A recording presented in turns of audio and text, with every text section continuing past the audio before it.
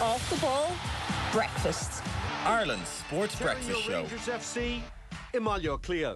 She was a very determined young woman, like she wasn't going to let the boys have anything on her, you know. Bhí féin na homiachta le feiceáil go mór an Jenny agus é fásta níos. And I was screaming at my brothers for not passing me the ball and then going off in a huff in the corner. And I guess my parents learned then that I have a very strong competitive side in me.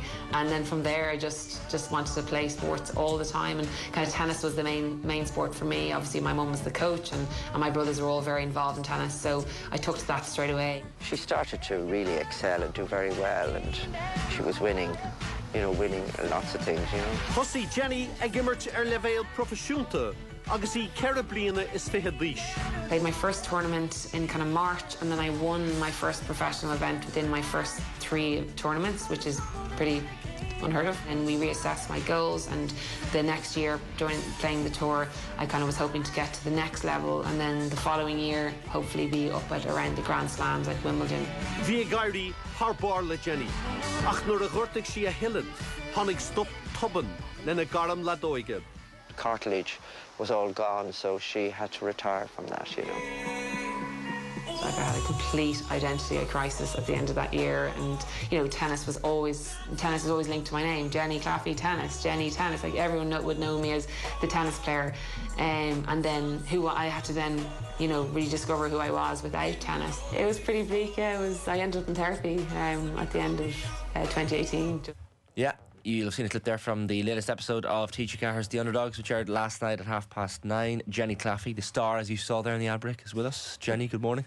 Hi guys, good morning. How was it to watch it back? Because as you were saying, you were like the scenes of the army boot camp, I guess you call it, were a whole weekend, but obviously they had to condense it into the show. Yeah, well, during the week I was a little bit nervous about how they were. I had word that my show. Oh my God! My family and my piece was going to be in this week's show, and they tied it in nicely with the army because I had a great time with the army. There was a clip shown of me, and I was like, "This is the best thing I've done all year."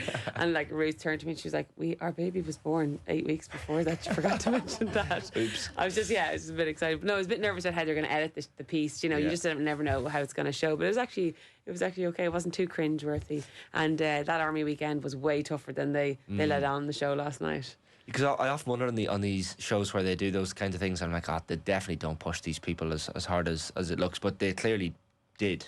Yeah, like at some stage the camera wasn't even filming, and the army lads were screaming at us, and we were kind of like, would you, like, come on now, like, Wait, the cameras are rolling. They were full army mode. Like, have you ever done anything like that before? No, never quite like that. But I enjoyed the physical challenge of it, but I did not enjoy them shouting at me at all. And I was like, I went home after the first day. I was like, I'm never going to apply for the army. I'd never make it. I would never cut it with someone shouting at me like that. Well, take it. What about coaching in tennis? Like, would you get any coaches throughout the years where they'd be like shouting and wanting more and demanding? Yeah, but there's a way of doing that, like not the way they scream at you like that. They really belittle you almost. Whereas they're equal opportunists, though, right? So they're screaming at everyone, included. Yeah, true. But like you would think, for a more nuanced management style, would be like you're trying to find out what the person is like and get the best out of them. Yeah, they don't care about that. No, not at all. Like whereas in coaching, like different people with the carrot and the stick. I'm definitely not the stick. I'm like I need that constructive criticism, and I don't mind being criticised, but not being shouted at unnecessarily. Sorry. Yeah. Did you give that feedback at the time? No, I can't even tell you what happened. If you maybe didn't show it last night in the clip, but at one stage they asked us to take off our helmets, pick up the dirty water and put it on our head. Right, and I kind of was like, oh, no one's looking, so I kind of did a bit of a like half, and your man comes over and he screams at me, but I gave it back to him. I was like, you. Really? I was like, but it just came out. I was like, how stupid! This is a show, like, and I was like, I just washed my hair, and he just poured. He came over and like smacked the thing on top of my head. No way. Yeah. Is that in the series? They don't show it on that. No, I was so hoping they catch it. Maybe there is a show at the in 3 weeks' time where they showed the unseen bit, so maybe I hope they can catch me on camera saying I always find that sort of stuff really strange because I'm like, what are you trying to achieve by belittling people that much? And they always show it in those sort of like sports shows where they're challenging people, or you get the ones where like celebrities have to go and they get trained by the SAS or whatever it is. And I'm like, what are you trying to achieve? Like, do you actually feel like you learned anything from that experience? apart from like just how tough you are, or Yeah, that's a good point, because upon reflection, I was like, I get why they do it. They want to find people's breaking points physically and mentally, and it's generally more often mentally that people break down before they do physically. Whereas for me, the physical side was just, I really enjoyed it, so I just shut out the fact that they were shouting at me and whatnot. And also, we were there as a team. It was a very much a team bonding experience, I think, and within that, like who was the leader and who was able to pull their team through. So there was a lot more of that as the focus, say for me or for some of the girls there, to try and get the girls on your team through the challenge, regardless of what was being shouted at you, you know. But yeah, from a team bonding point of view, like I could see how it was very worthwhile, because then we came together and played a match against the Army on the Sunday, and that was probably the best we'd played together then as a team, because we had that experience together. many challenges being thrown in against them. Oh yeah, they were physical, like The longest yard stuff. Like proper prisoners versus wardens job here. I was more thinking you guys just like trying to get one back on them after shouting at you. But everyone was so exhausted by that stage, because it was that we had the amazing weather that weekend, so that made everything that bit harder, you know, with all the physical challenges. And then come Sunday, people were absolutely shattered, but we still managed to beat them. Those girls that you mentioned that dropped out both on camera and off camera, like were they all mental, or were some of them physical? There was definitely some more physical struggles than mental, I think. You know, actually, to be honest, most of them were physical, either injuries or people falling or just not being able to push through. But in fairness to some of the other girls on the teams, like they were really good at rallying the troops and keeping people involved. And you know, we had to carry a lot of like different kind of equipment and stuff, so some people were just taking over and helping, just you know, to try and get them over the line. Yeah, we've like our audience, they were quite familiar with your story, and you know, beating on Jabeur 6 love and this like amazingly talented tennis player, but for the elbow injury, who knows. But what I got from the video that we just played there, and there's a longer version on Instagram, on TG Cahir's Instagram, you see the whole 3 minutes, is I think your biggest strength would be you're just a competitor, and then tennis came second. Yeah, that's funny you say that, because like when I apply my competitive instinct or drive in me to any sport, it can be any sport, so it just happened to be that tennis was the sport that I went with. Like, but did it run in the family? Did your family play tennis, like your parents, and like was it a thing that the Claffeys did? Like, was that well, my mum's a tennis coach. Okay, so again, maybe that wasn't portrayed as clear in the clip there, but she was a tennis coach. So I'm the last of 5 kids, so I was dragged around to all the tournaments, you know, as a kid, watching my brothers play, and they all play tennis. All very good tennis players as well. And so I was dragged around, and then just by naturally I ended up then playing tennis, just because of that. Like, it could have been a different sport, but it was tennis. Because it's amazing, because I wouldn't say you fell into tennis, because you were playing anyway, but it wasn't like you grew up and, you know, you saw the Wimbledon finals, like, I have to be a tennis player, and yet you got to such a advanced level of the game, but it wasn't a massive love, was it, tennis? Like, Oh yeah, would that be fair? No. Tennis definitely was my one love. You know, I just said in hindsight, probably I might have been better suited to a team sport. I said it the last time I was here, but you know, when I was in it with tennis, it was all I could think about. I want to be and get to Wimbledon, and but as I said, I actually would say I probably fell into it by the fact that like my mum was a coach, and then my brothers were playing, and then I was the last one who showed the most interest in it.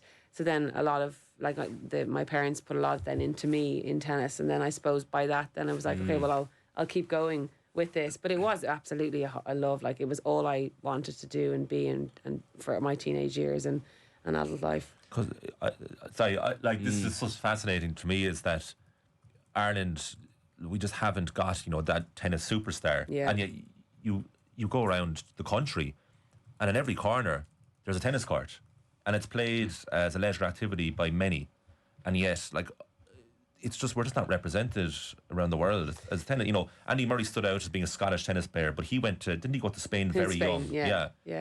What's needed here to break through? Because it could have been you, bar injury, but how else overall? I mean, you're talking about an extreme talent for yourself, but how do we get the rest of people playing young tennis and who want to actually make it professionally in Ireland? Yeah, it's like tennis is a very niche sport in Ireland. You know, if you look at all the big sports here, we don't come in the top 5, if even the top 10 of the sports here.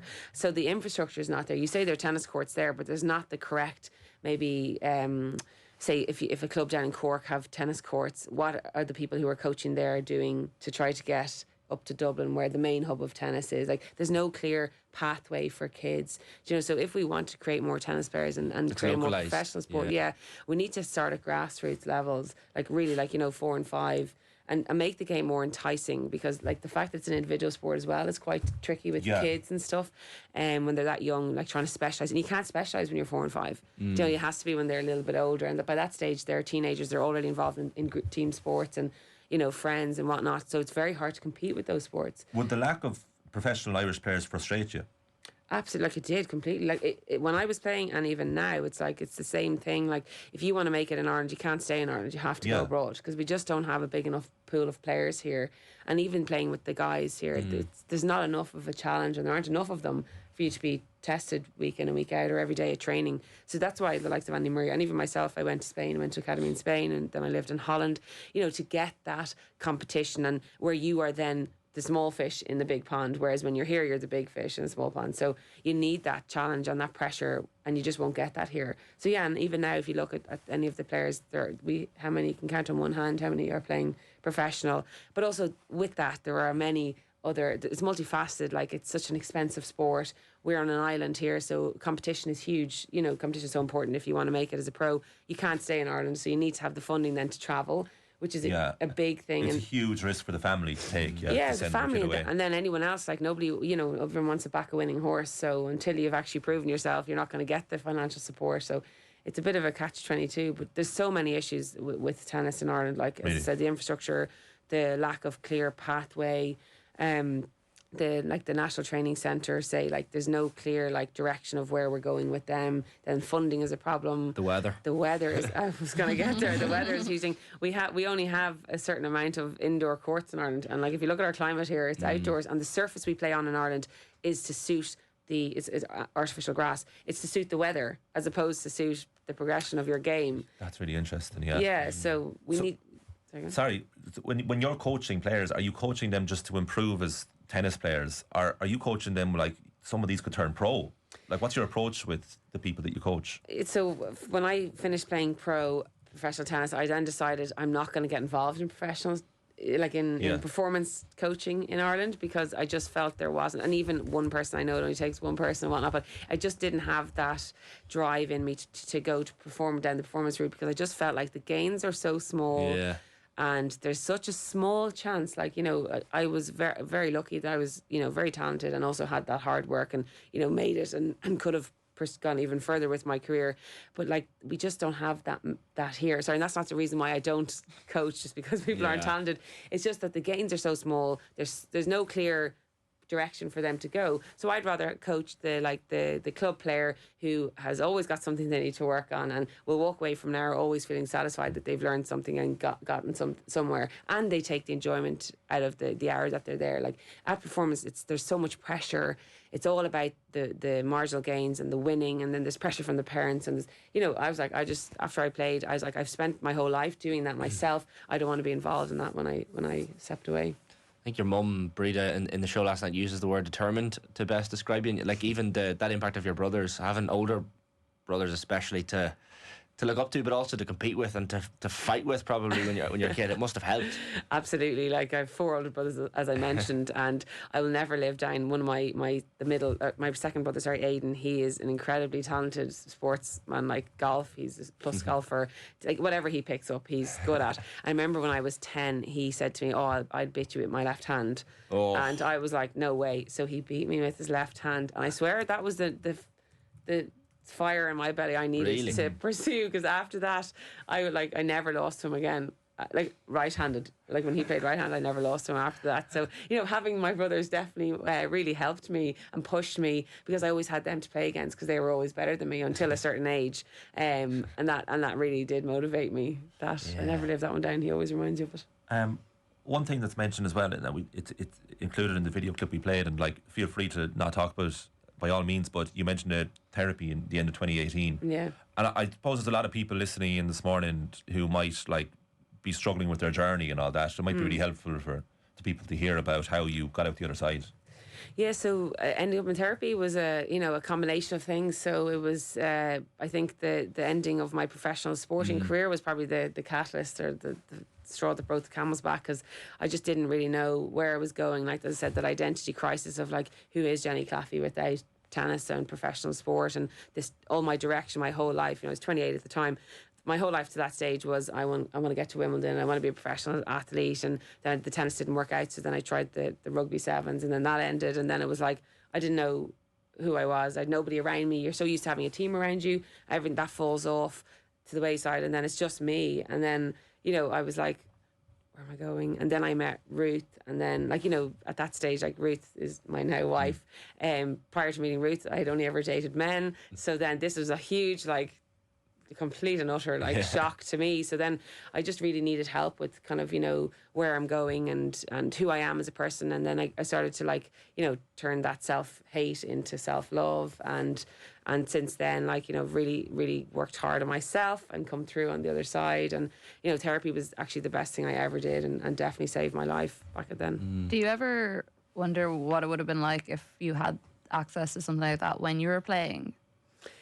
Yeah, when I was playing sports at the time, I had a sports psychologist, so that's what I thought that I needed. But in hindsight, a sports psychologist is always going to be working on the going forward and the next thing, whereas in therapy you're looking back at any childhood trauma or any traumas that you've experienced or things that have shaped you to be the person that you are.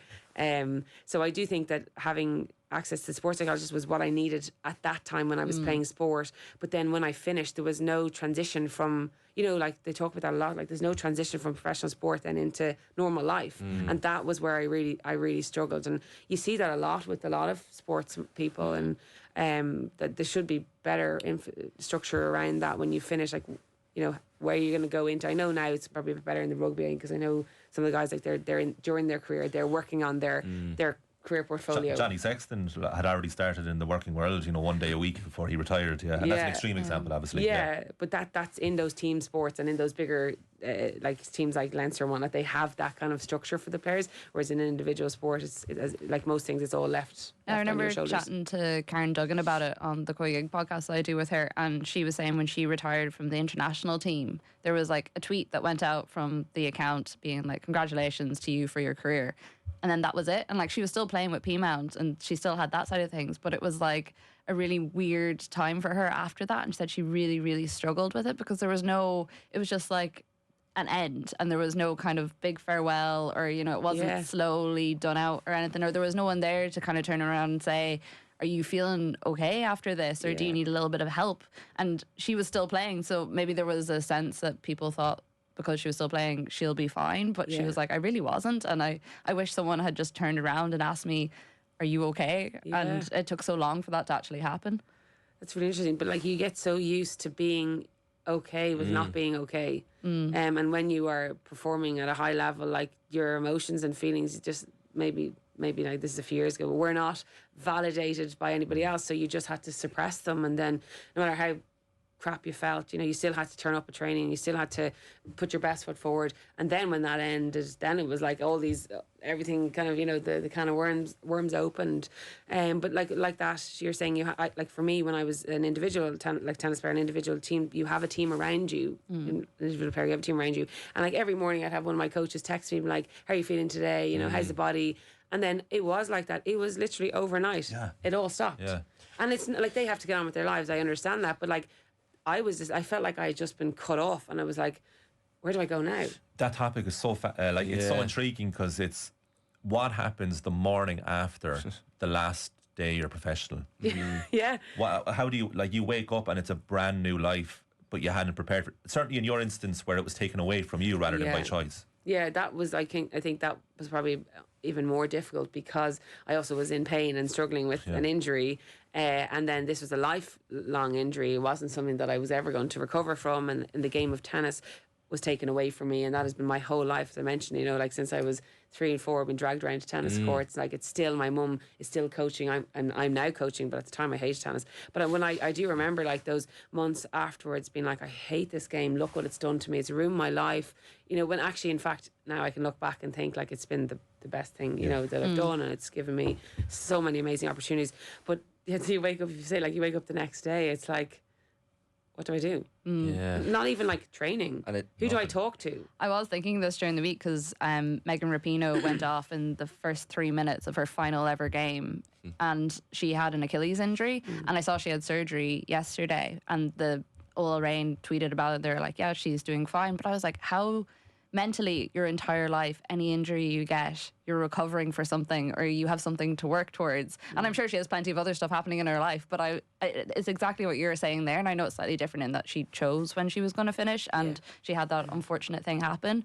But I was like, how do you mentally cope with, I actually have to just recover now just to be healthy? It's not actually for a match or anything else. That was also a very much more difficult situation because it was like, what am I recovering for now? Yeah. Do you know, and because I was so hampered, like it was my elbow, I'd had surgery. It was like I couldn't really do, like, even go to the gym, which gave me some. You're right-handed as well. Right-handed, yeah. Like all of your day-to-day things are taken away from you, and also for athletes, like routine is massive. Like for everyone, routine is a huge part of your success, and trying to chase after the next thing, as you're saying there. And when you don't have a goal, and you're somebody who's so goal-oriented, and you spent your whole life changing your goals and analysing your goals, and and then you wake up one day and then you're in pain, nobody's talked to. Like, it's only kind of natural then that you start spiraling and going down. And it's that identity thing, not just for yourself. Like, so you would have recognised yourself as Jenny Claffey, the tennis player, but also like friends, neighbours, cousins. Like, they would have presumably always constantly asked you about how the tennis. Like, even I hadn't realised you'd won your 3rd professional event, which is insane. Yeah. And like, they've got to that level, and then everyone around you is asking you about tennis. So I'd imagine it was a struggle from that perspective as well, not just you and yourself, but other people consistently. What's they talking about now? Well, that must have been in your head as well. Yeah. So one of the things after I finished playing tennis, if I ever heard someone had me in their phone as like Jenny Tennis, I'd like, take that off, take that out of my title, Better please. change my phone here. Yeah.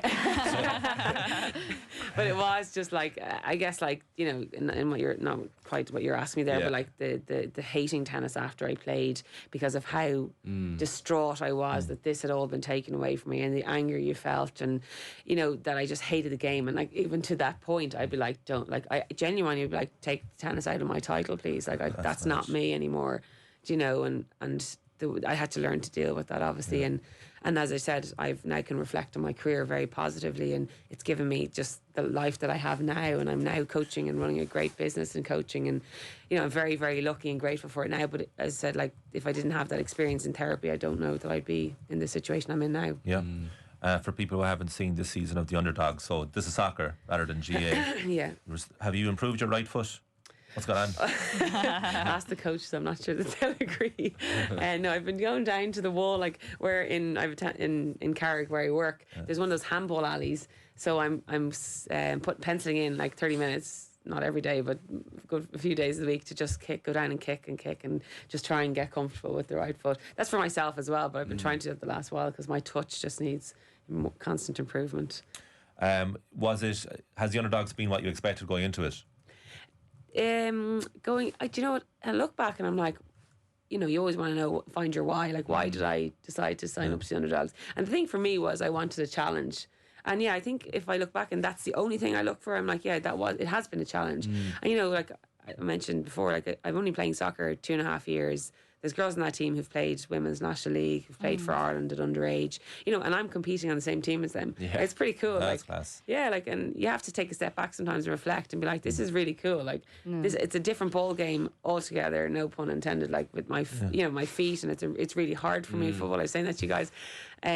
So it's pretty cool, and the challenge, I've enjoyed the challenge, like all the challenges we've had obviously in the army and all those parts, and putting yourself out there with a whole new group of people in front of a camera, stuff, I know I've done like this kind of stuff, but it's not the same being on TV and then like letting them into your family, and you're vulnerable, being vulnerable again in front of strangers. So yeah, it has given me that what I've been looking for, and I'm looking forward to the challenge of playing Galway United on the 2nd December, and then not hanging up my boots, but hanging up my boots for a few weeks and spending some time with my family. Straight up on the LinkedIn. Yeah, this, right? Yeah, that's me. Yeah, So this is every Thursday night, 9:30 TG Cahir. Yes, for the next 3 weeks. Next 3 weeks. Yeah, you had Ruth and Lindy were the real stars of the show. Absolutely, last night as well. I'm glad they got in the limelight. Yeah. incredible. She's the real hero. Yeah, but it's such a great story. Like, but it's had its ups and downs, which is probably what makes it such a brilliant story. Yeah, like not just obviously your story therapy, which is going to help a lot of people, but the tennis, the injury, the retirement, the identity crisis. Like, it's just, I think a lot of people are going to resonate with it, even if they're not sports people, which is amazing as well. Yeah, the struggle is part of the journey. Yeah, it's true. And even I was looking at the army stuff. You think of the physicality of it, but also the lifting the human dummy over a pole, which on paper sounds really easy, but so much teamwork is needed. And like, I think one team did it was a minute and 28 seconds, and they're supposed to do it in under a minute, and they got absolutely ripped into it. But it's such these things, like the teamwork, I'd say, element of it was so fun. Yeah, I really enjoyed the coming together and getting to know this group of 25 girls. It's been really cool. And like the eliminations have been pretty rough, like, you know, because you might start getting to know someone and then they get eliminated, and you know, it's a bit awkward, I'd say, for the coaches. But the whole experience, the experience as a whole, has just been really great, getting to know new people and bond over all of our love of football, and then with all these random challenges thrown in. Yeah, it's been really cool, and character building as well. You had Abby Larkin on the show last night, and she came in to talk to you guys. Obviously the youngest ever player to play at a World Cup for Ireland. What's it like kind of having someone that young, and obviously she's achieved so much, but she's very much at the start of her professional career, and you as someone who's had a career in professional sports beforehand, like, is it interesting or is it kind of strange taking I don't know if advice is the right word, but no, I loved hearing her story. Like, she's so young and obviously very talented, but very you know, not naive, I guess. You know, had never played, was it right? Never played for Ireland, and then goes and plays in the World Cup. Yeah. Like,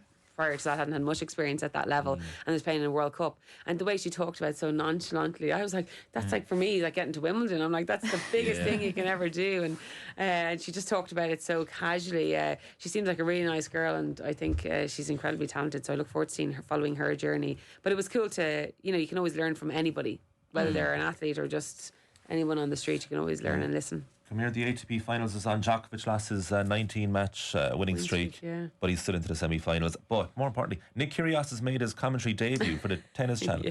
He's quite good. Yeah. Did you hear any of him? I thought he was... Yeah, he was good. He made... it's not like he talks a lot on the court or anything. I know, but I was thinking it was going to translate to the media, you know what I mean? Yeah. But he can analyse the game very well. He's actually very knowledgeable about tennis, which I know it's like he's a professional tennis player, of course, but he gives off the vibe as too cool for school, and I don't care about tennis. My brother was having a piss at a urinal in a bar in Sydney. Excuse my language. I know, but at a bar in Sydney the other day, and Nick Kyrgios pulls up beside him, and he was in the bar. No way. Yeah, you never told me that. Yeah, I forgot to tell you. I would have thought you would have. Yeah, there you go. So you might have serious alerts on the phone, like, yeah. Where is he? His analysis is brilliant. Excuse my language, by the way. I think if you put any tennis player into a booth, they would be able to analyse the game, as that is part of your job. But he's actually got a good, he's got good rapport, I think, and he's I don't think he's going to play that much again. He's played one match all year, so this probably is going to be his future.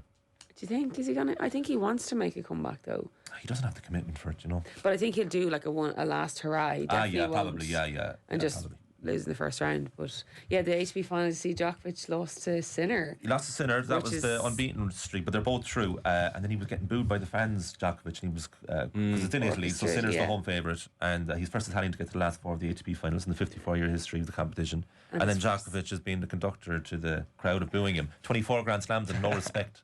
Respect. Not for the home favourite. Yeah, there's a lot of respect for you, Jenny, after these episodes. Really enjoyed last night, and we'll keep track of the story of the next number of weeks. Thanks, William, for popping in. Thank you. Great stuff as always. Jenny Claffey there with us. Just